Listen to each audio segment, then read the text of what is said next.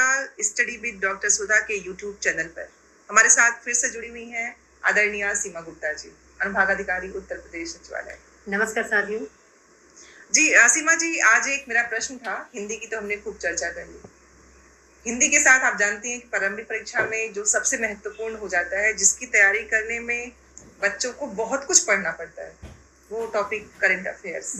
तो उसकी तैयारी बच्चे कैसे करें, उसके बारे में कृपा करके आप बच्चों को जरूर बताएं। सबसे पहले आप सभी के उज्जवल भविष्य के लिए ढेरों शुभकामनाएं, और अभी से आप सभी को अग्रिम शुभकामनाएं, बहुत बहुत बधाइयां आप सभी की सफलता के लिए। तो साथियों, आप सभी को बताना है कि समीक्षा अधिकारी, सहायक समीक्षा अधिकारी प्रारंभिक परीक्षा का जो सामान्य दिन का पेपर होता है, उसमें करंट अफेयर्स की अत्यंत ही महत्वपूर्ण भूमिका होती है। और करंट अफेयर्स की यदि तैयारी के संबंध में चर्चा की जाए कि तैयारी कैसे किया जाए कि आप अधिकतम अंक प्राप्त करें, तो मैं तो कहूँगी कि इस परीक्षा के लिए प्रतियोगिता दर्पण बहुत ही बेस्ट पत्रिका के रूप में। जी हाँ साथियों, यदि आप समीक्षा अधिकारी प्रारंभिक परीक्षा की करंट अफेयर्स की तैयारी कर रहे हैं, तो अवश्य ही आप सभी प्रतियोगिता दर्पण मासिक पत्रिका जो है उसका अवश्य ही आप अध्ययन करें। साथ ही सफलता 100% मिल सके, इसलिए एक पत्रिका और साथ में रखें। और इसके लिए मैं आप सभी को यही सजेस्ट करना चाहती हूँ कि आप सभी घटना चक्र का जो दृष्टि आता है, वो काफी बेहतर पत्रिका के रूप में आप शामिल उसको कर सकती है। तो मैं ये कहना चाहती हूँ साथियों, प्रतियोगिता दर्पण को रखिए, घटना चक्र की दृष्टि को रखिए, और जो सबसे इम्पोर्टेंट होता है वो होता है पढ़ने का तरीका।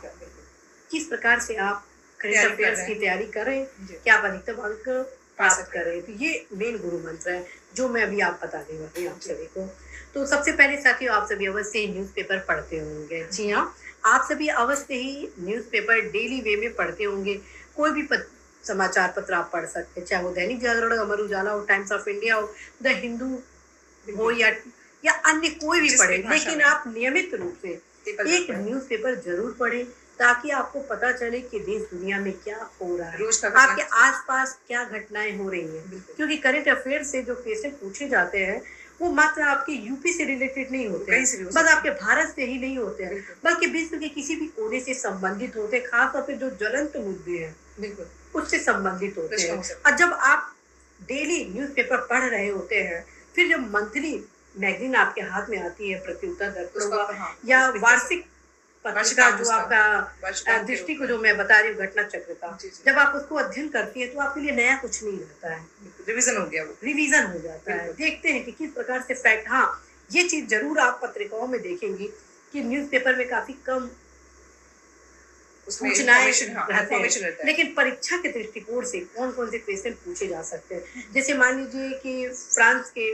प्रधानमंत्री, राष्ट्रपति जो भी महत्वपूर्ण है, वो यदि भारत के दौरा में आ रहे हैं, भारत और फ्रांस के बीच जो समझौता हो रही है उस यात्रा के दौरान, तो पत्रिका में उसको तो बताया ही जाता है, साथ में फ्रांस के जो महत्वपूर्ण तथ्य होते हैं, जो क्वेश्चन में पूछे जाने की संभावना है, उसको भी शामिल किया जाता है। फ्रांस की क्या राजधानी है, फ्रांस में कौन कौन से महत्वपूर्ण पर्यटन स्थल है, जो पॉइंट ऑफ व्यू एग्जाम संबंध है, काफी इंपॉर्टेंट है, वो चीज जरूर उसमें मेंशन किया जाता है। इस दृष्टिकोण से न्यूज़पेपर के साथ साथ प्रतियोगिता दर्पण अत्यंत ही महत्वपूर्ण भूमिका निभाता है।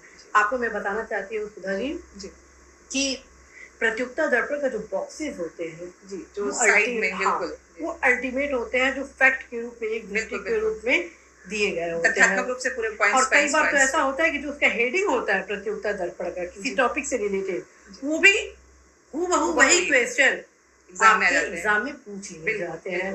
तो आप सभी अवश्य ही यदि इस एग्जाम की तैयारी कर रहे हैं, सफलता प्राप्त करना चाहते हैं, टॉप 10 में अपने स्थान को सुनिश्चित करना चाहते हैं, तो मात्र आप पत्रिका का अध्ययन ही नहीं करेंगे, बल्कि पढ़ने की क्या रणनीति है इसको भी अवश्य ही आप ध्यान में रखेंगे। जब मैं प्रतियोगिता दर्पण को पढ़ती थी, न्यूज़पेपर को पढ़ती थी, या आपके घटना चक्र की दृष्टि को पढ़ती थी, तो मेरा महत्वपूर्ण ये नहीं था कि डेली के जैसे न्यूज़पेपर पढ़ रही हूँ, तो जो भी महत्वपूर्ण होते थे उसको जरूर मैं हाईलाइटर से हाईलाइट कर देती थी। लिखने का मेरा वो नहीं था, मेरा ये मेन फोकस रिवीजन, मैं रिवीजन पे बहुत ज्यादा फोकस करती थी कि रिवीजन जितना हो सके ताकि कंफ्यूजन दूर हो, क्योंकि एग्जाम में क्वेश्चन तब गलत होते हैं जहाँ पे होते हैं, ठीक है। तो इसको दूर करने के लिए रिवीजन इज वेरी इंपॉर्टेंट। तो इस क्रम में मैं न्यूज़पेपर पे जो कुछ महत्वपूर्ण होते थे उसको हाईलाइट कर देती थी। ऐसा नहीं था कि मैं 1 साल के न्यूज़पेपर या 2 साल के न्यूज़पेपर को कलेक्ट इकट्ठा करती करके थी। नहीं, ऐसा कुछ नहीं था। बस हाईलाइट इसलिए कर लिया करती थी क्योंकि वो कहीं न कहीं वो मेरे सबकॉन्शियस माइंड में रहता था। फिर उसको मैं हाईलाइट की थी और जैसे ही प्रतियोगिता दर्पण आता था वो और चीज़ें जब अपने मैं आप, हाँ, रिवाइज़ हो जाता था, बिल्कुल। तो प्रतियोगिता दर्पण जब मैं पढ़ती थी तो उसके भी मेरे कुछ फ़ॉर्मूले होते थे। जी। प्रतियोगिता दर्पण को मैं बोल्ड करती थी, हम्म। हाइलाइटर से जो महत्वपूर्ण होते थे, कुछ महत्वपूर्ण जो फैक्ट होते थे उसको अंडरलाइन करती थी। बिल्कुल। साथ में जो फैक्चुअल होते थे, जो याद नहीं होते थे, उसको मैं उस पत्रिका के बगल में ही जो मेन जो बॉक्सेस होते थे, हाँ, उसको अपने शब्दों में उसको कुछ राइट दृष्टि डाउन के कर रूप में देते राइट कर देते क्या थे। बात है। इसका फायदा उसी मुझे जगह पे। हाँ, इसका ये फायदा होता था कि जब एग्जाम का लास्ट मोमेंट होता था, तो जब तो मैं रिवीजन में, हाँ, पलटती थी तो मैं बस देखती थी, तुरंत मुझे रिकॉल हो जाता था कि इसमें क्या है, इसमें क्या है, इसमें क्या है, इसमें क्या है। और उसका परिणाम ये रहा कि करंट अफेयर से संबंधित जो क्वेश्चन थे वो मेरे अधिकांश क्या मतलब कि ये कहो कि बहुत सही रहे। हाँ, वो तो मुझे ये कहीं न कहीं मैं यही इसमें गुरु मंत्र रहा। एक बात जोड़ना चाहूंगी कि आपने यूपीएससी के एग्जाम में जो चीजें की हैं वो बहुत बेहतर तरीके से इन चीजों को जो पढ़ने का पैटर्न है, जो चीजों को आगे बढ़ाने का पैटर्न है, क्योंकि जब भी मैं पढ़ाती हूँ तो इस बात पे फोकस करती हूँ कि तथ्य को प्रश्न बनाना जिसको आ गया वो किसी परीक्षा में कभी फेल नहीं होता। सही बात क्योंकि है। उसने प्रश्न बनाया कौन, जिसको तथ्य पता होगा और तथ्य का उत्तर पता है तभी आप प्रश्न बना सकते हैं। बिल्कुल सही। तो आपने देखा कि बहुत ही खूबसूरत ढंग से परीक्षा की तैयारी में आपको कौन कौन से अपने रोजमर्रा की जिंदगी में बनाना है पैटर्न पढ़ने का, और वो पैटर्न आपके रोज 24 घंटे में सुबह की शुरुआत से शुरू हो रहा है आपके पेपर के साथ, अखबार के साथ। तो परीक्षा में अगर आगे बढ़ना है, आपको अपने लक्ष्य की प्राप्ति तक पहुंचना है, तो इन जो टॉपर्स हमारे हर एग्जाम में रह चुके हैं, जिनसे आप बात करते हैं और समझते हैं कि उन्होंने उन 24 घंटों में अपनी पढ़ाई पे ही फोकस किया क्योंकि लक्ष्य तक पहुंचना था। तो उस लक्ष्य तक जाने के लिए, जहां तक हम बात करते हैं करंट अफेयर्स की, तो उसमें नीति निर्धारण न करके आपका नियत समय निर्धारण करना बहुत जरूरी है। और साथ में ये भी बताना चाहती हूँ, जो यहाँ पे मेरा छूट रहा है, मैं एक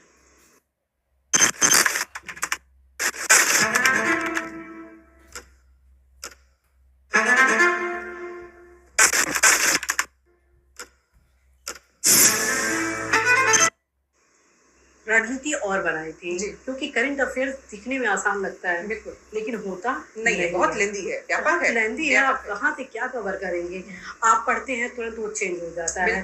और बहुत ऐसे फैक्ट होते हैं जो बहुत आसानी से याद नहीं रहते हैं, बिल्कुल, और जो आपके एग्जाम के दौरान कंफ्यूजन क्रिएट कर देते हैं, पेपर गलत हो जाते हैं। तो मैं एक चीज और अपनाई थी कि एक टॉपिक जो प्रतियोगिता दर्पण में होता था उसको मैं एक क्वेश्चन के रूप में ABC लेकर के, तथ्य 1 2 3 4, 1 सही है, 2 सही है, 3 सही है या 4 सही है, उसको लिख लिया करती थी। और उसको मैं क्या करती थी, 20 या 25 दिन बाद उसको मैं देखती थी, उसको मैं मतलब एक तरह से खुद ही मैं क्वेश्चन बनाती थी। क्या बात है। और क्वेश्चन बनाने के क्रम में क्या होता है कि टॉपिक टोटल मुझे रट जाता, ये तथ्य प्रश्न कैसे बनेगा, हो जाता था।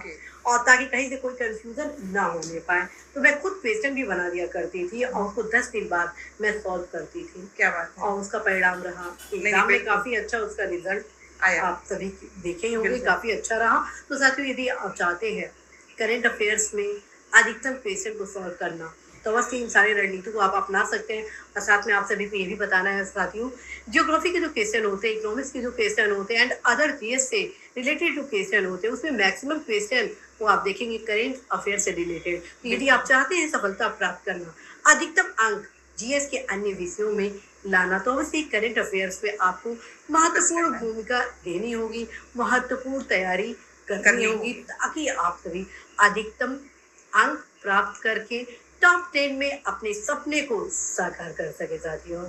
और सबसे बड़ी बात जो मुझे आपसे बात करते हुए जो वाइब मिल रही है सकारात्मकता की, कि अगर आप सकारात्मक रूप से चीजों को लक्ष्य तक पहुंचाने की सोच रहे हैं, तो कोई भी लक्ष्य बिल्कुल आपके पहुंच से दूर नहीं रह सकता है। तो बहुत बहुत आभार सीमा जी, और नेक्स्ट बातचीत में मैं जरूर आपसे बच्चों के लिए और क्या तरीके हो सकते हैं जिससे वो टॉप 10 या उस फर्स्ट पोजिशनिंग पे, क्योंकि मैं हर बार कहती हूँ कि हर बच्चे को अपना एक पद चाहिए होता है, उनको ज्यादा पदों की संख्या नहीं चाहिए ना, एक ही पद चाहिए, तो अपनी तैयारी को बेहतर कर सकते हैं। तो साथियों, आपको मात्र अपने लक्ष्य का निर्धारण करना है, उस तक पहुंचने के लिए अपने समय को नियत करना है, और साथ ही साथ अपने रिवीजन और अपनी पढ़ाई पे पूरा फोकस करना है, क्योंकि करना आपको है।